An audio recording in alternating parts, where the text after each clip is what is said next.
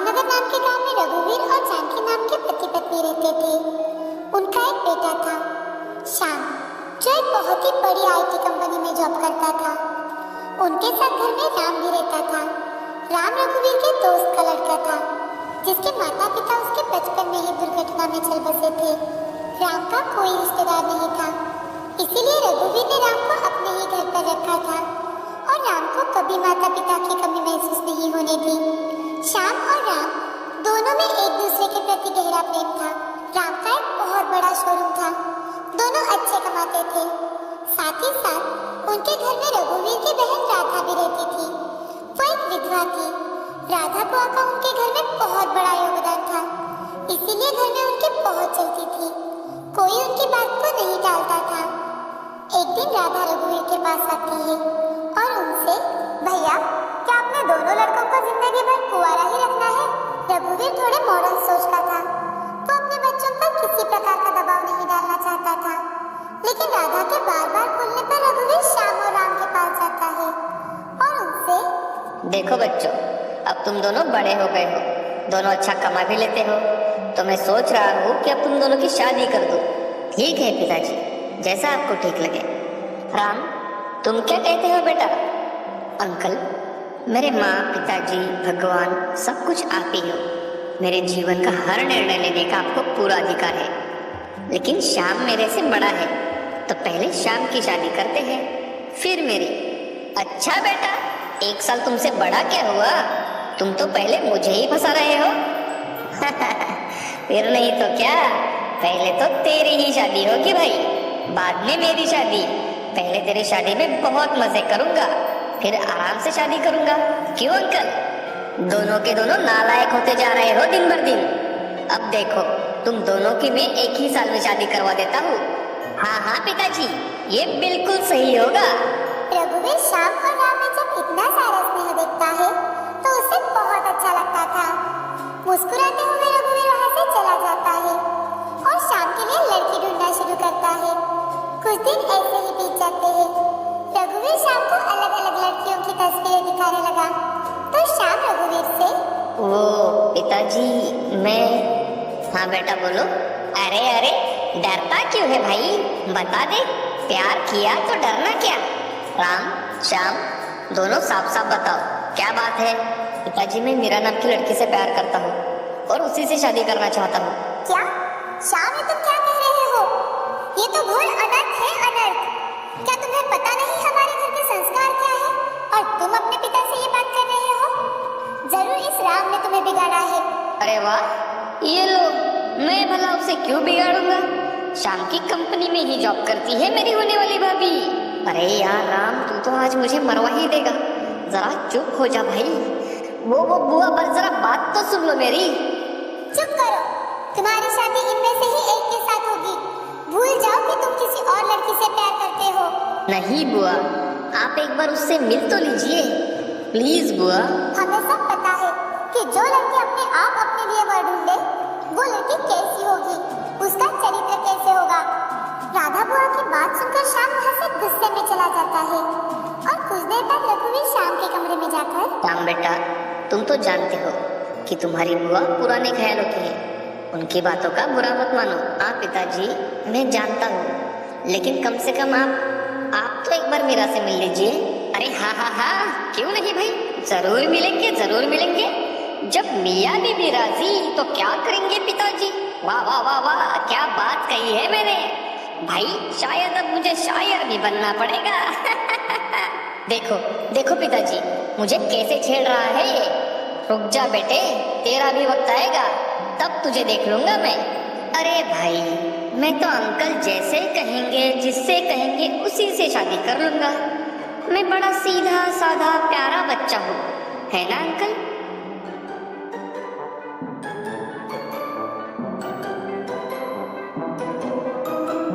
अरे बदमाशो, अब तुम्हारे लिए मुझे तुम्हारी बुआ को मनाना पड़ेगा। लेकिन हाँ, शादी अरेंज मैरिज की तरह ही करेंगे, ताकि तुम्हारी बुआ को भी बुरा ना लगे। थैंक यू पिताजी, थैंक यू सो मच। अच्छा बेटे, पिताजी ने हाँ क्या बोल दिया? तुम तो हमें ही भूल गए। इतनी खुशी, इतनी खुशी। अरे भाई, तुम्हें सबसे बड़ा वाला थैंक यू। चलो पहले ये बात मैं मीरा को बता देता हूँ। रुको, अभी कॉल करता हूँ मीरा को। हाँ भाई, बता दे। अब हम तो जा रहे हैं हमारे काम पर, तुम करो एंजॉय। श्याम बहुत खुश था। वो मीरा को कॉल कर सारी बात बताता है। मीरा श्याम के ऑफिस में ही काम करती थी, जो बहुत ही सुशील और संस्कारी लड़की थी।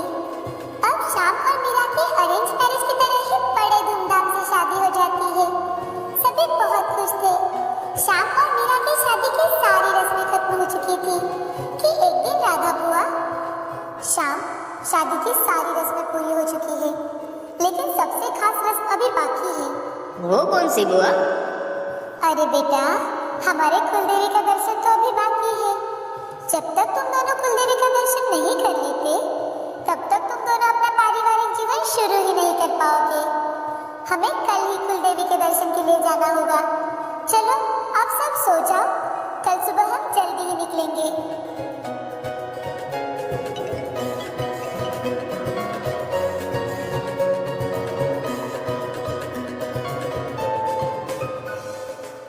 पिताजी, मुझे अभी के अभी ऑफिस जाना होगा। मेरे कुछ काम पेंडिंग है, जिसे अगर मैंने आज पूरा कर लिया तो मुझे और 3 दिन की छुट्टी मिल जाएगी। ठीक है बेटा, जैसा तुम्हें ठीक लगे।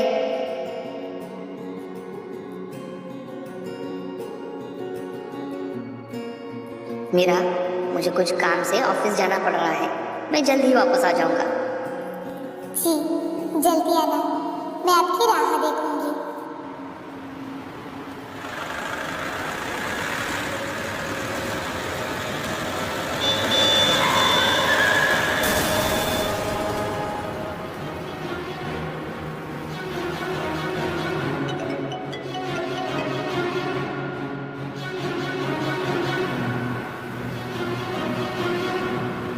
हेलो, अरे सुनिए भाई साहब, ये मोबाइल जिनकी जेब से मिला है, उनका बहुत जोर से एक्सीडेंट हो चुका है और उनकी वहीं पर मौत हो चुकी है।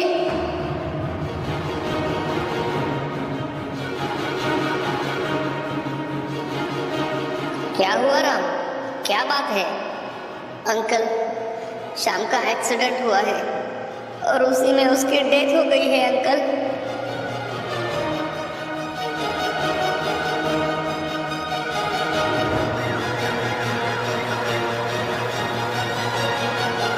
आपने मुझे धोखा दिया। आप जल्दी आने वाले थे, क्यों झूठ कहा आपने? अभी तो मेरे हाथ से आपके नाम की मेहंदी भी नहीं उतरी और आप मुझे छोड़ गए। हे भगवान, ये कैसा अनर्थ किया तुमने?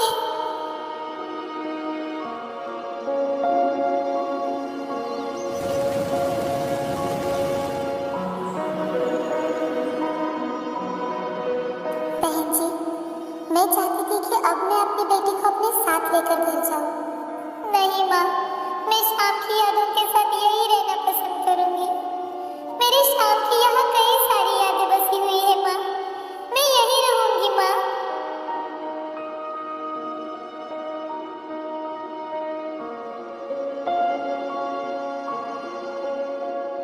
आप लोग कौन हो? भाभी, मैंने ही इन औरतों को यहाँ बुलाया है। अब मीरा को शाम की विधवा बनकर ही जीना पड़ेगा। अब मीरा का केशवपन करना होगा, उसके सारे बाल निकालने होंगे। अब वो पूरी जिंदगी भर कभी भी सच सवर नहीं पाएगी। बुआ जी, आप ये क्या बातें कर रही हो? मीरा की उम्र ही क्या है और आप उसके ऊपर इतने सारे रोक कैसे लगा सकती हो? राम, तुम्हारे सामने मैं जीता जागता उदाहरण हूँ, फिर भी तुम ऐसी बातें कर रहे हो? हाँ बुआ जी, मैं जानता हूँ, लेकिन आपका जमाना अलग था। अब ये कोई नहीं मानता बुआ जी। कोई नहीं मानता? अरे, ये जो औरतें आई हुई है, वो भी तो। अच्छा, तो आपका मतलब इतना ही है ना कि अगर मीरा की मांग सजी हो तो उसे कोई विधवा नहीं कहेगा और ना ही इन पर कोई रोक लगेगी। हाँ बेटा, तुम बिल्कुल सही कह रहे हो, लेकिन अब मीरा के नसीब में ये कहाँ है? राधा बोल ही रही थी कि राम घर के मंदिर में जाकर कुमकुम लेकर आता है और राधा की मांग में सिंदूर भर देता है। अब कहिए बुआ जी, अब तो मीरा पर कोई रोक नहीं होगी ना? राम,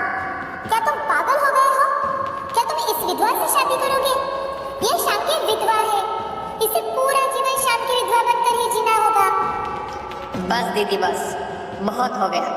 मैंने आज तक आपसे कभी कोई बहस नहीं की, लेकिन राम ने आज जो कुछ भी किया है बिल्कुल सही किया है। अरे ये लड़की इस घर को लगी पनौती है, पनौती।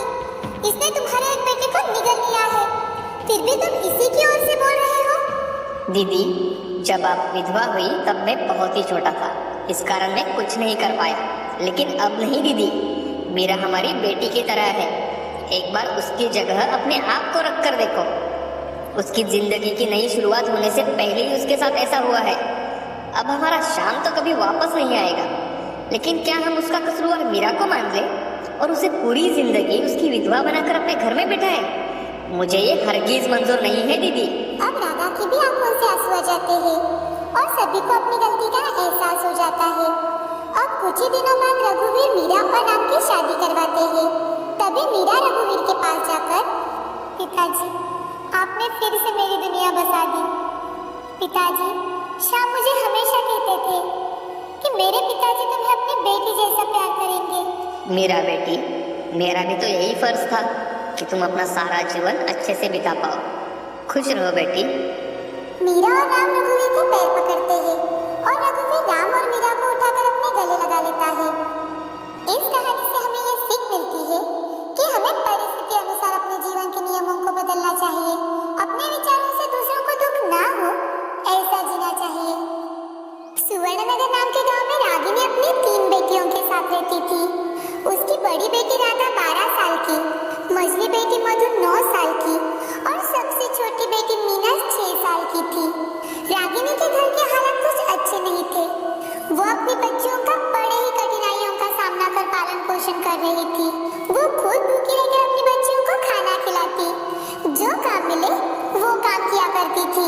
एक दिन सुबह खाना बनाकर रागिनी काम पर जाने निकलती है तो वो अपनी बड़ी बेटी राधा से, राधा बेटा, अपनी दोनों बहनों का ख्याल रखना और खाना बना कर रखा है तो खाना खा लेना बेटा, और दरवाजा अच्छे से बंद कर लेना अंदर से। जब तक मैं घर ना आऊं बाहर मत निकलना। हाँ माँ, आप चिंता मत करो, मैं सब अच्छे से संभालूंगी। अब रागिनी अपने लिए काम ढूंढने निकल पड़ती है। वो हर रोज जो काम मिले वो कर अपनी बच्चियों के लिए कुछ खाने के लिए लेकर आती थी।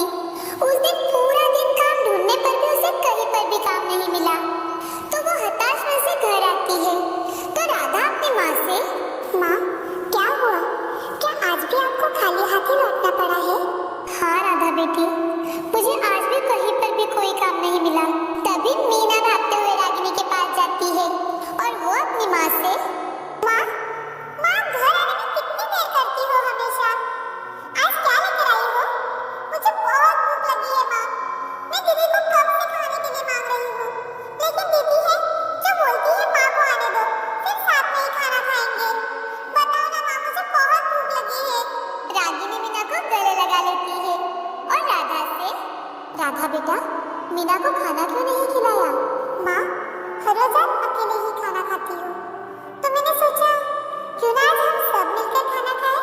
अब रागिनी अपनी तीनों बच्चियों को अपने हाथों से खाना खिलाती है और खुद खाना खाकर सो जाती है। अगले दिन सुबह उठते ही रागिनी खाना बनाने जाती है तो वो देखती है कि घर का राशन खत्म होता आ रहा है।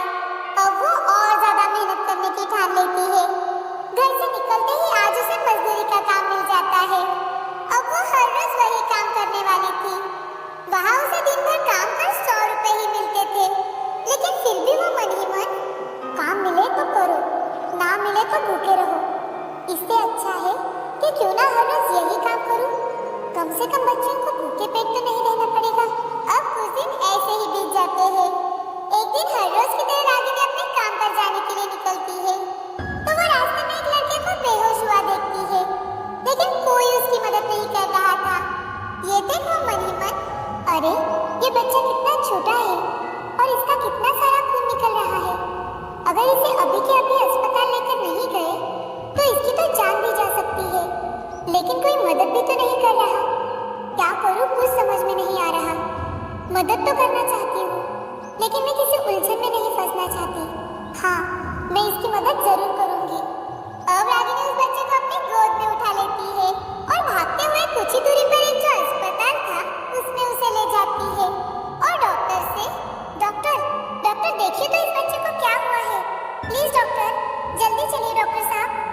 बहन जी, इस बच्चे का बहुत खून निकल रहा है और ये पुलिस केस है।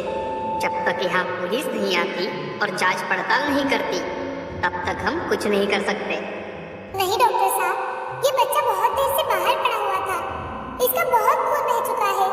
प्लीज डॉक्टर साहब, इलाज होने के बाद तो जांच पड़ताल होती रहेगी, लेकिन इस बच्चे की जान बहुत कीमती है डॉक्टर साहब। अच्छा ये बताओ, कौन है ये और इसे क्या हुआ था?